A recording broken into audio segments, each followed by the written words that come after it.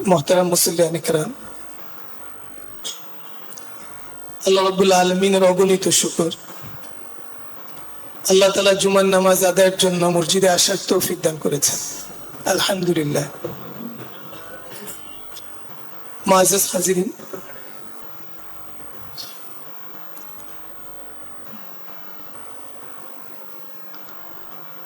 রাষ্ট্রপ্রধানের উপর ইকামাতুল মুআদালা বাইনান নাস, জনগণের উপর ইনসাফ প্রতিষ্ঠা করা এটা ফরজ।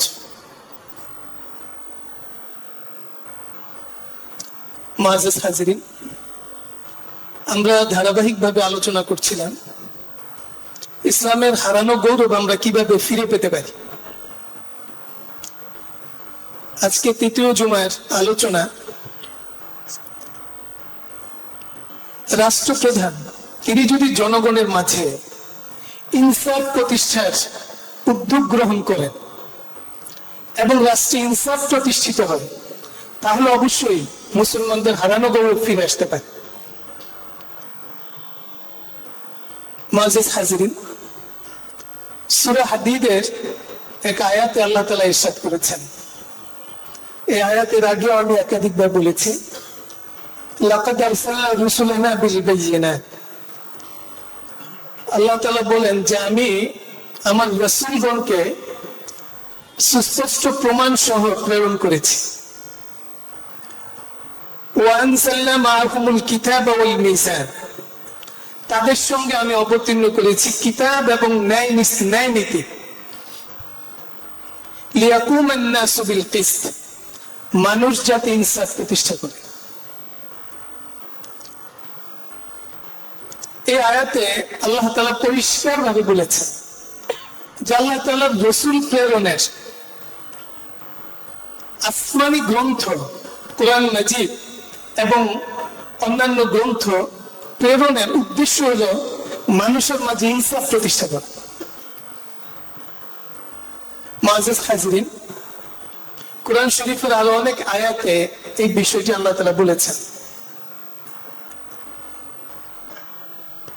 তো রাষ্ট্রপ্রধানের উপরে ইনসাফ প্রতিষ্ঠা করা জনগণের মাঝে, এটা রাষ্ট্রপ্রধানের উপরে ফরজ।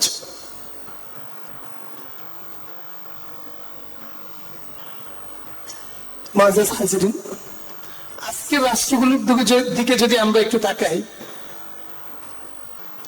কোন মুসলিম রাষ্ট্রের, অমুসলিম রাষ্ট্রের প্রসঙ্গ তো আমাদের না, মুসলিম রাষ্ট্রের রাষ্ট্রপ্রধানদের জনগণের মাঝে দেশে ইনসাফ প্রতিষ্ঠা করে নিয়ন্ত্রিত থাকে না।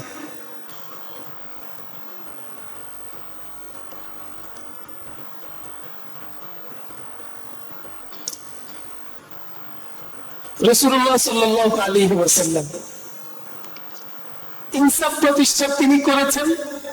তার খলিফাগণ তারা ইসলামী রাষ্ট্রে তাদের শাসনামলে এমন ভাবে ইনসাফ প্রতিষ্ঠা করেছেন যেটা বিখ্যাত আছে যে তাদের সময়ে একই ঘাটে বাঘ এবং হরিণ পানি পান করত, কিন্তু বাঘ হরিণের উপর আক্রমণ করত।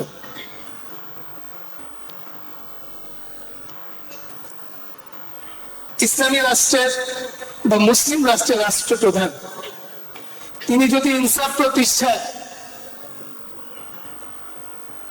নিয়ত করেন, ইচ্ছা করেন,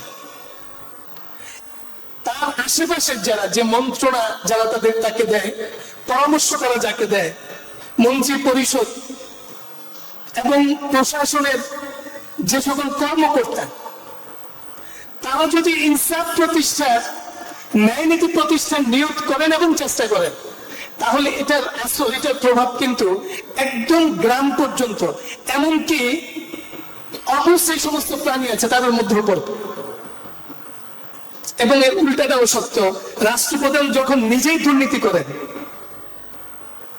নিজেই যখন অন্যায়ের সঙ্গে জড়িত হন, জনগণের উপরে অন্যায়ভাবে অবিচার, জুলুম অত্যাচার করেন, তো এটার প্রভাবও একেবারে সর্বনিম্ন স্তরে গ্রামের যে চৌকিদার, এমনকি অবুঝ প্রাণী, তাদের উপরে একটু প্রভাব পড়ে। ইনসাফ প্রতিষ্ঠার এই চিন্তা এবং চেষ্টা, এটা মুসলিম রাষ্ট্রের কোথাও নাই।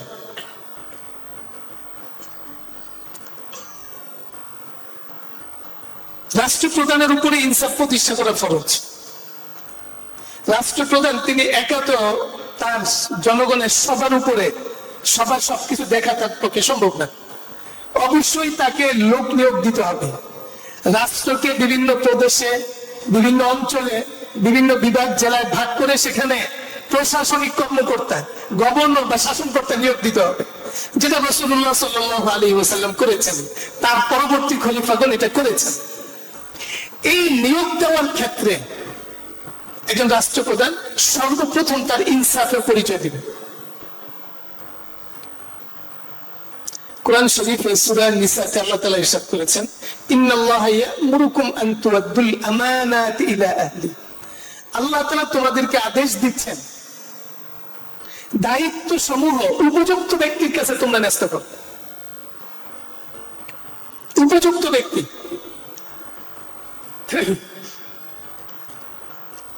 যদি কোনো ধরনের স্বজন প্রীতি, আত্মীয়তার সম্পর্ক কিংবা অন্য কোনো কিছু দৃষ্টিতে নিয়ে নিয়োগ দেওয়া হয়, তাহলে সেখানে ইনসাফ রক্ষা হবে।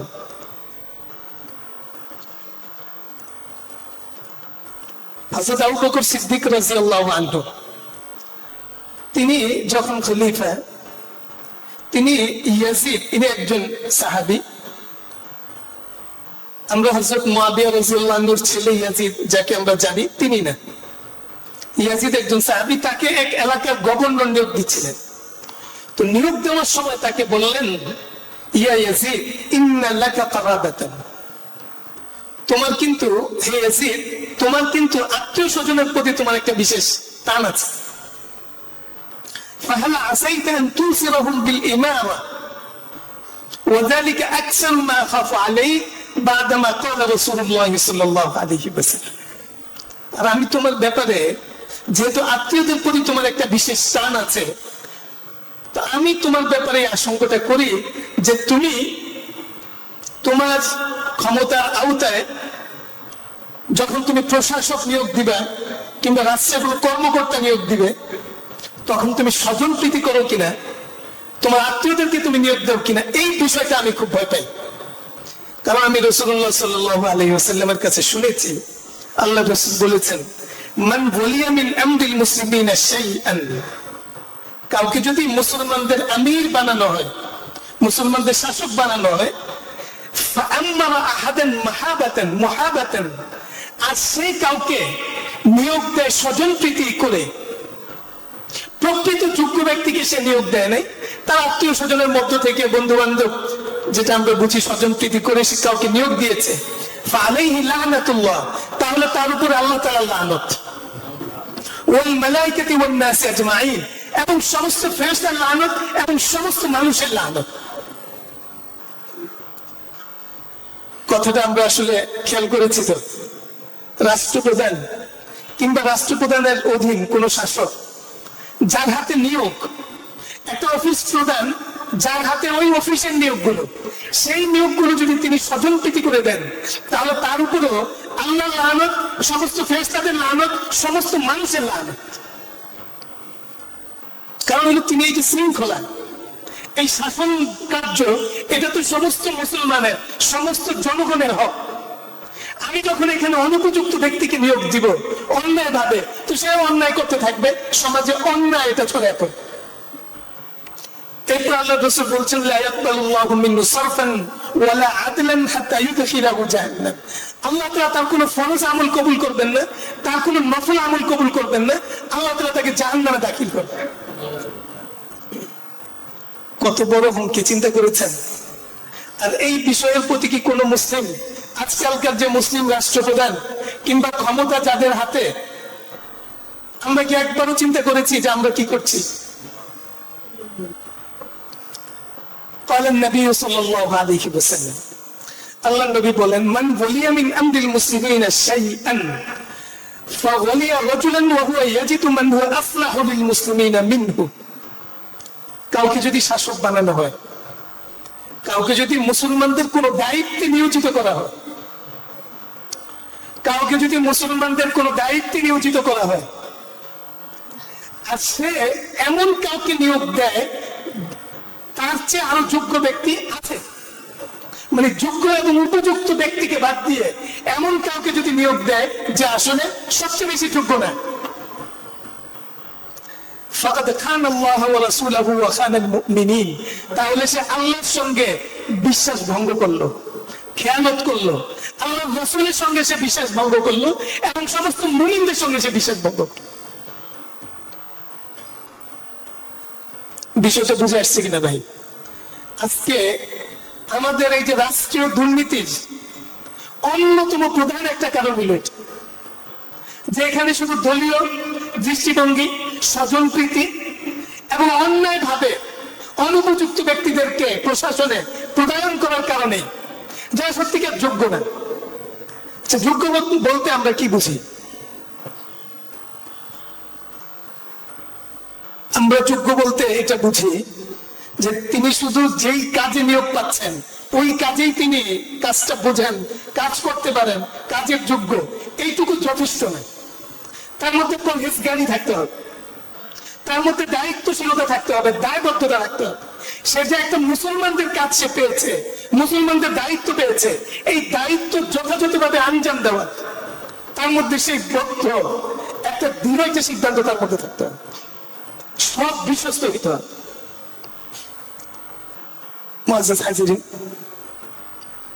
তো মুসলিম রাষ্ট্রপ্রধান, যার উপরে জনগণের মাঝে ইনসাফ প্রতিষ্ঠা করা ফরজ, তিনি যত নিয়োগ দিবেন, মন্ত্রী নিয়োগ দিবেন,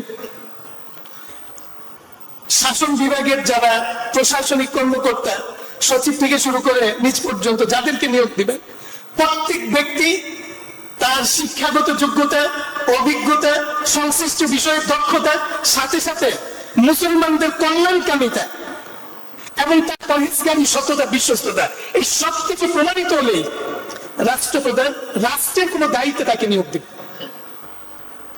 শুধু নিয়োগ দিয়ে তিনি ক্ষান্ত করবেন না, শুধু নিয়োগ দিয়ে তিনি ক্ষান্ত করবেন না, তিনি নিয়মিত নজরদারি করবেন যে তিনি যাকে নিয়োগ দিয়েছেন সে যথাযথভাবে কাজ করছে কিনা। মুআজ্জাজ হাজিরিন, আপনারা জানেন হযরত ওমর ফারুক রাদিয়াল্লাহু আনহু, তার শাসন আমল এটা পৃথিবীর বিখ্যাত একটা শাসন আমল ছিল। তিনি একজন ইনসাফগার, ইনসাফ প্রতিষ্ঠাকারী একজন শাসক ছিলেন। তিনি তার প্রশাসনে সমস্ত কর্মকর্তার প্রতি তিনি নজরদারি করতেন এবং এটার জন্য ওনার আলাদা ডিপার্টমেন্টই ছিল যারা এই দায়িত্ব পালন করত। রাসূলুল্লাহ সাল্লাল্লাহু আলাইহি ওয়াসাল্লাম বলেছেন, মান ইসতা'মালনাহু আলা আমালি ফারাযাকনাহু রিজকান ফামা আখাযা বা'দা যালিকা ফাহুয়া গুলুলুন। খুব মূল্যবান একটা কথা। আল্লাহ রাসূল বলছেন, আমরা কাউকে যদি কোনো দায়িত্বে নিয়োজিত করি, এখানে আমরা যারা আছি প্রত্যেকেই কিন্তু আমরা বিভিন্ন দায়িত্বে আছি।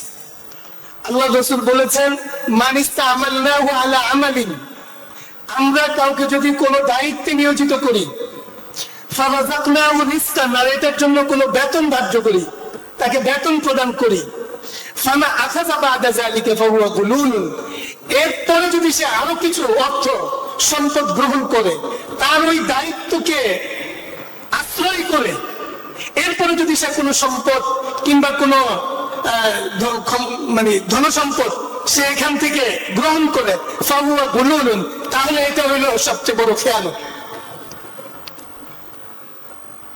হাদিসের অর্থটা আশা করি বুঝতে পেরেছেন। রাষ্ট্রের কোন পদে কাউকে নিয়োগ দেওয়া হইল, নিযুক্ত করা হইল, তার জন্য বেতন ধার্য আছে যে তার এই দায়িত্বের বিনিময়ে তাকে এই পারিশ্রমিকের বেতন দেওয়া হবে। এর বাহিরে ওই দায়িত্বকে কেন্দ্র করে সে যদি একটি পয়সা নেয় তাহলে এটা সম্পূর্ণরূপে হালাল, হারাম, এটা মুসলমানদের সঙ্গে খেয়ানত করে।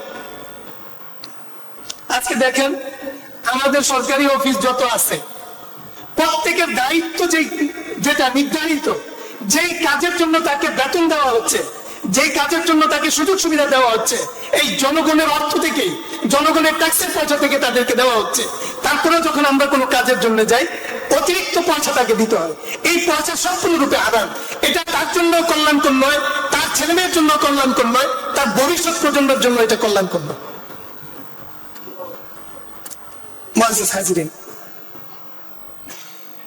কান নবী সাল্লাল্লাহু আলাইহি ওয়াসাল্লাম ইয়াকতুবু আমওয়াল উম্মালিহি। রাসূলুল্লাহ সাল্লাল্লাহু আলাইহি ওয়াসাল্লাম, ভালো করে শুনেন ভাই, রাসূলুল্লাহ সাল্লাল্লাহু আলাইহি ওয়াসাল্লাম যখন কাউকে কোনো এলাকার শাসক নিযুক্ত করতেন কিংবা রাষ্ট্রীয় কোনো দায়িত্বে নিয়োগ করতেন, তো লিখে রাখতেন তার মাল সমূহের, তার অর্থ সম্পদের পরিমাণ এটা লিখে রাখতেন। ইউক্তাবু আমওয়ালা উম্মালিহি, তার কর্মকর্তাদের সম্পদের পরিমাণ এটা লিখে রাখা হইত। সুম্মা ইউকাসিমুহুম মা যাদা আলা যালিকা, দায়িত্ব পালন শেষে হিসাব নিকাশ করে যদি উদ্বৃত্ত পাওয়া যেত তো এটা বাইতুল মালের মধ্যে জমা করা হইত।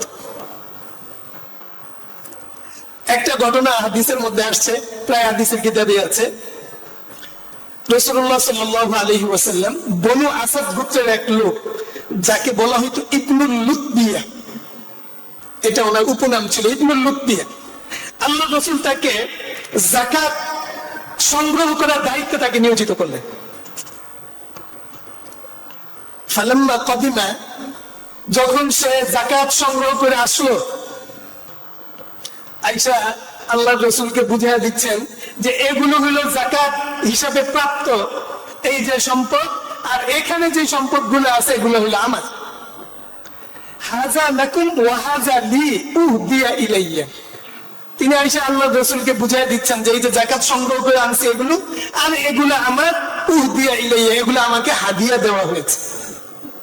এগুলো আমাকে কি দেওয়া হয়েছে? হাদিয়া দেওয়া হয়েছে। ওই দেখবেন সরকারি অফিসে অনেকে কয় যে আমি আসলে জোর করে নেই না, যদি কেউ আমাদের স্বেচ্ছায় হাদিয়াটা দিয়ে দেয় তাইলে আমরা নেই।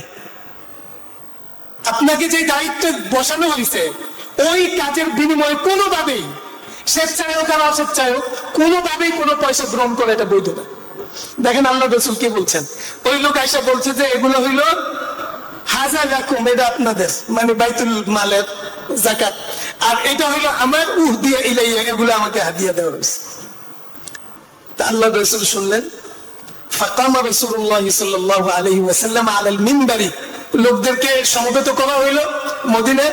আল্লাহ রাসূল মিম্বরে উঠলেন, উঠে একটা বক্তব্য দিলেন। ফাহামিদাল্লাহু ওয়া আসনা আলাইহি, প্রথমে আলহামদুলিল্লাহ নাহমাদুহু পড়লেন, আল্লাহর প্রশংসা করলেন, এরপরে বললেন মা বালু আমিলিন আবআসুহু ফায়াকুলু হাযা লাকুম ওয়া হাযা উহদিয়া ইলাইয়া উহদিয়া লি। আল্লাহ রাসূল বলছেন যাদেরকে দায়িত্বে নিয়োজিত করছি তাদের বিষয়টা কি? তাদেরকে পাঠাইলাম আমি, আর তারা এসে বলতেছে এগুলো হইলো আপনাদের আর এগুলো হইলো আমার, এটা আমার হাদিয়া দেওয়া হয়েছে। আফালা ক্বাদা ফি বাইতি আবিহি আও ফি বাইতি উম্মিহি হাত্তা ইয়ানজুরা আইয়ুহদা ইলাইহি আম লা, সে যদি তার বাবার ঘরে, সে তার বাবার ঘরে বসে থাকুক, তার মায়ের ঘরে বসে থাকুক, তারপরে দেখুক তাকে কেউ হাদিয়া দেয় কিনা। কথাটা বুঝছেন তো? আল্লাহ রাসূল বলতেছেন যে সে তার বাবার ঘরে বসে থাকুক অথবা মায়ের ঘরে বসে থাকুক, তারপরে দেখুক কেউ তাকে হাদিয়া দেয় কিনা। এটা তো আমি তাকে দায়িত্বে নিয়োজিত করেছি রাষ্ট্রের পক্ষ থেকে। এই দায়িত্ব পাওয়ার কারণে এই তাকে একটা বেতন দেওয়া হচ্ছে, তার যাতায়াত দেওয়া হচ্ছে, তো তারপরে সে একটা এলাকায় গিয়েছে, তো সেখানে যা কিছু সে প্রাপ্ত হয় এটা রাষ্ট্রের, এটা সে নিজে কোনোভাবে গ্রহণ করতে পারে না। ওয়াল্লাযী নাফসু মুহাম্মাদিন বিয়াদিহি, সেই সত্তার কসম যার হাতে মুহাম্মাদের প্রাণ, লা ইয়ানালু আহাদুম মিনকুম মিনহা শাইআন ইল্লা জাআ বিহি ইয়াউমাল কিয়ামাহ, কেউ যদি এইরকম ভাবে কোনো কিছু গ্রহণ করে, তাকে রাষ্ট্রীয় দায়িত্ব দেওয়া হয়েছে আর সে ওটাকে আশ্রয় করে কিছু এইভাবে গ্রহণ করে, তো কিয়ামতের দিন সে এগুলো নিয়ে উপস্থিত হয়। ইয়াহমিলুহু আলা উলুকিহি বাঈরুন লাহু রুগাউন, যদি এটা উট হয়, মানে ওই সময় যে যাকাত সংগ্রহ করতেন উটের যাকাত হয়, তো সে হাদিয়া তাকে উট দেওয়া হয়েছে, তাহলে কিয়ামতের দিন সেই ঘাড়ে তার এই উটকে বহন করে কিয়ামতের দিন উঠবে, আর সেই উটটা উটের ডাক ডাকতে থাকবে লাহু রুগাউন আও বাকারাতুন লাহু খুয়ারুন। সেটা যদি গরু হয় তাহলে গরু কাঁধে নিয়ে উঠবে, আর সে গরুর ডাক ডাকতে থাকবে, আর শাতুন তাই আরো, অথবা সেটা যদি হয় বকরি, তাহলে সেটা বকরির আওয়াজ করতে থাকবে।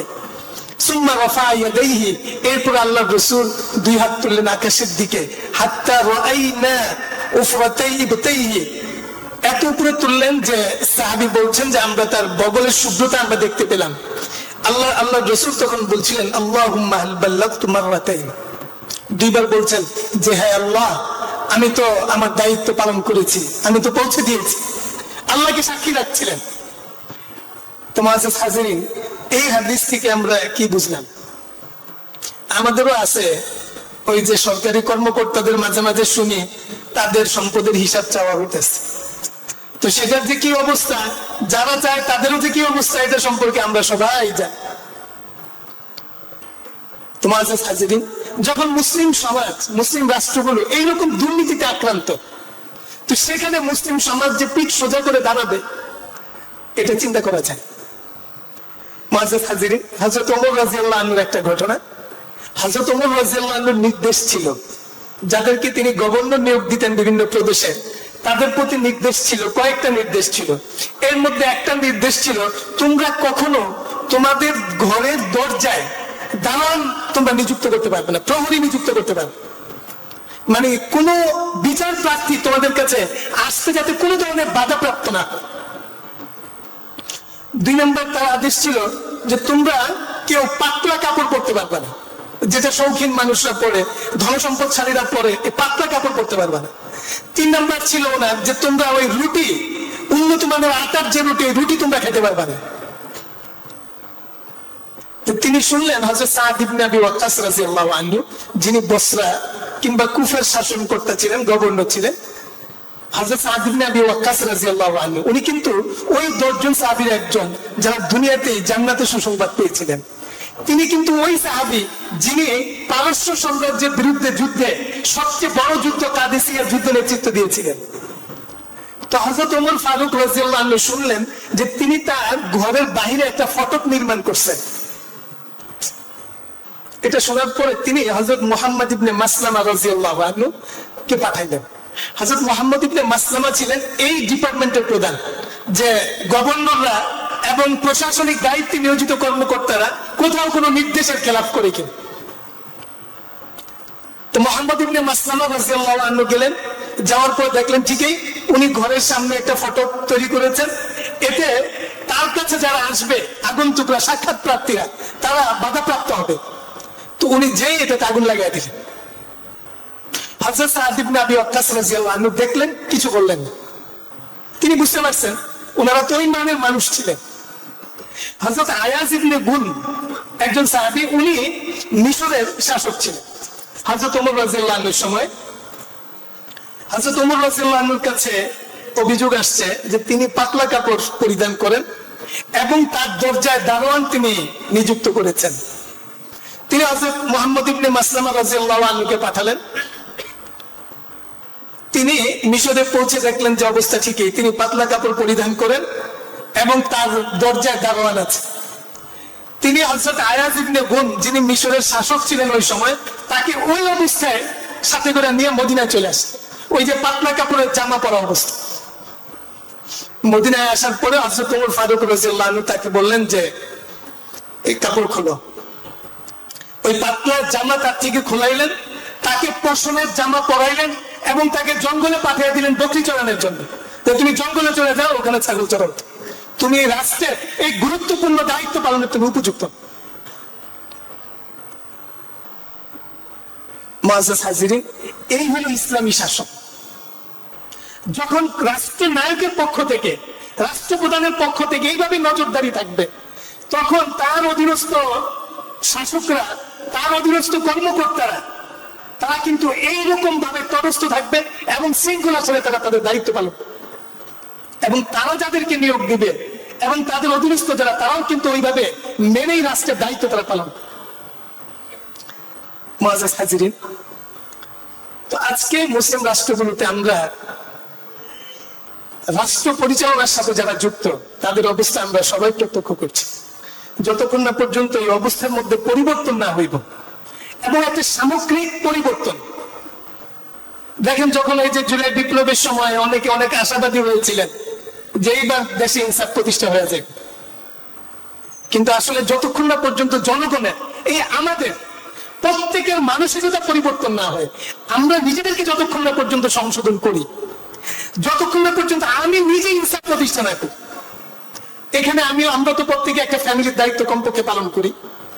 আমার ফ্যামিলিতে ইনসাফ প্রতিষ্ঠা করা তো আমার উপরে ফরজ, আমার ফ্যামিলিতে ইনসাফ প্রতিষ্ঠা করা আমার উপরে ফরজ, আমার স্ত্রীকে যথাযথ হক প্রদান করা, আমার সন্তানদের যথাযথভাবে তাদের বিদ্যা শিক্ষা দেওয়া, তাদের খরচ দেওয়া, আমার বাবা মা থাকলে তাদের সেবা করা, তাদের প্রয়োজনীয় ব্যয় নির্বাহ করা, এই সবগুলো তো আমার উপরে ফরজ, আমার উপরে দায়িত্ব।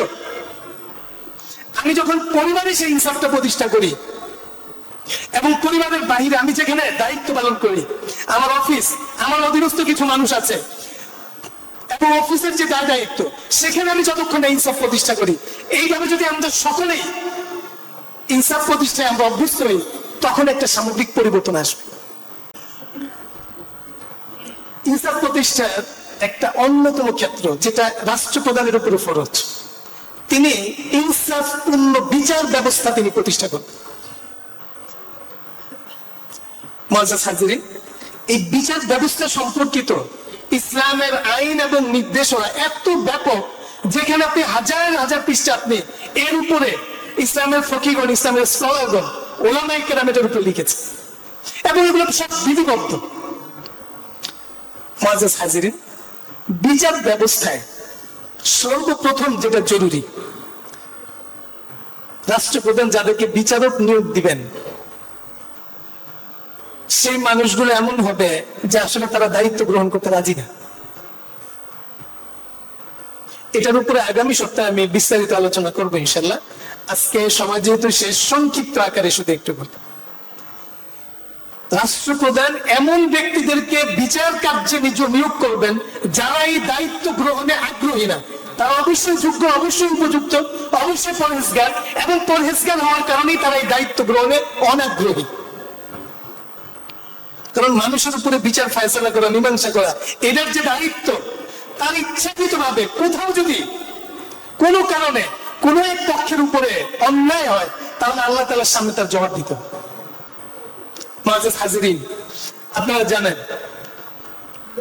এই লাইনে হযরত ইমাম আবু হানিফা রাহমাতুল্লাহ আলাইহি ওনাকে বিচারক নিয়োগ দিতে চেয়েছিলেন তৎকালীন খলিফা। উনি বলেছিলেন যে আমি এই কাজের উপযুক্ত না।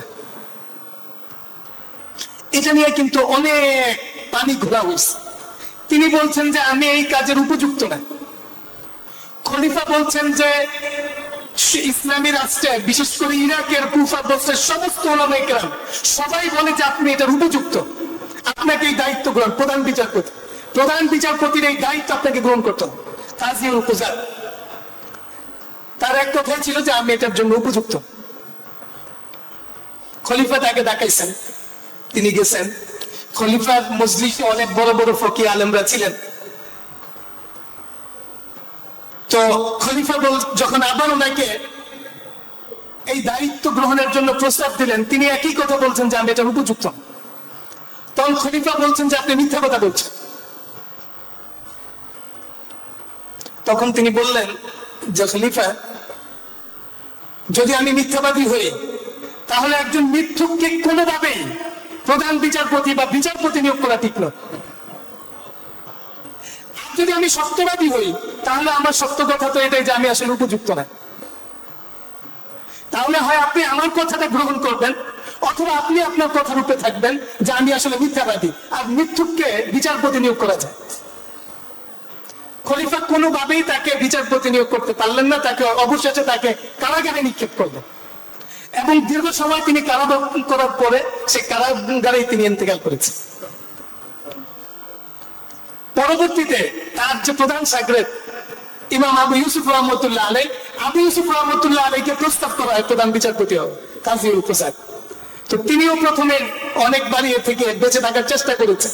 তারপরে তিনি অবশেষে নিরুপায় হয়ে তিনি দায়িত্ব গ্রহণ করেছেন। আমি বলছিলাম যে বিচারপতি যে নিয়োগ দিবেন রাষ্ট্রপ্রধান, অবশ্যই উপযুক্ত, মুত্তাকি, পরহেজগার, বিচার কার্য সম্পর্কিত সব ধরনের জ্ঞান এবং অভিজ্ঞতা আছে এরকম ব্যক্তি, এবং অবশ্যই পরহেজগার। মুআজ্জাজ হাজিরিন, আমরা জানি, এটা আমরা সবাই জানি, এটা ওপেন সিক্রেট, যে আমাদের মুসলিম রাষ্ট্রের বিচারকরা তারাও দুর্নীতিতে আকণ্ঠ নিমজ্জিত। অর্থ সম্পত্তি তারা গ্রহণ করেন অন্যায়ভাবে, আরামভাবে, অথবা সরকার কিংবা দলীয় কোন নির্দেশে অথবা স্বজনপ্রীতি নানানভাবে তারা প্রভাবিত হয়ে তাদের বিচার কার্য সম্পাদন করে। তো যে জনগণের মাঝে ইনসাফ প্রতিষ্ঠার জন্য আল্লাহ তাআলা রাসূলগণকে পাঠাইছেন, কিতাব পাঠাইছেন, ন্যায় নীতি পাঠাইছেন, সেই ইনসাফ প্রতিষ্ঠাকে আজকে মুসলিম রাষ্ট্রে মুসলিমরাই আমরা কিভাবে এটাকে ভুলণ্ঠিত করছি? তো সেখানে আমরা কিভাবে এটা আশা করি যে মুসলমানরা এত দোয়া করে আল্লাহ তাআলা দোয়া শুনেন?